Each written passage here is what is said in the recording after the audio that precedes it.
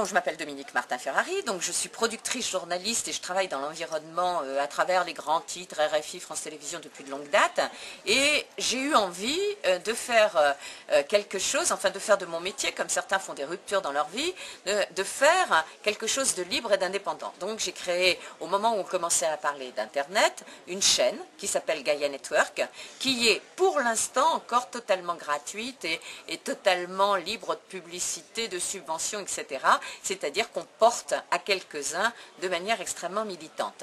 Et cette chaîne donc était un pari parce que Internet pour l'instant reste quand même encore du texte et un petit peu d'image, et dès le départ j'ai voulu que ce soit toute image, ce qui complique les choses parce que techniquement les gens ne sont encore pas prêts partout, avec la DSL ou avec les moyens dont ils disposent, à regarder cette image.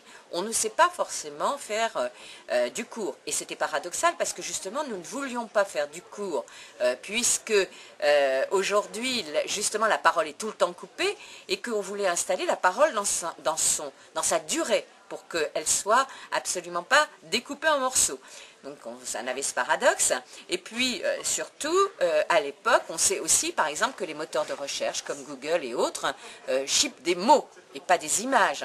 Donc on avait moins de mots, donc on était moins dans les moteurs de recherche. Donc on n'a pas. Et puis on sait aussi que les clics qui permettent d'avoir une publicité se font au nombre de clics et non pas à la durée du clic sur la page de qualité. Elles se font encore, ces clics se font encore sur du quantitatif. Donc voilà, on hérite de tout ce débroussaillage, mais j'ai essayé de mettre en place une télévision où tous les programmes d'une grille généraliste, c'est-à-dire la culture, les médias, l'information, la vie pratique, enfin tout cela est traité à travers le prisme du développement durable pour montrer et prouver que la vie maintenant est imprégnée de développement durable. Voilà.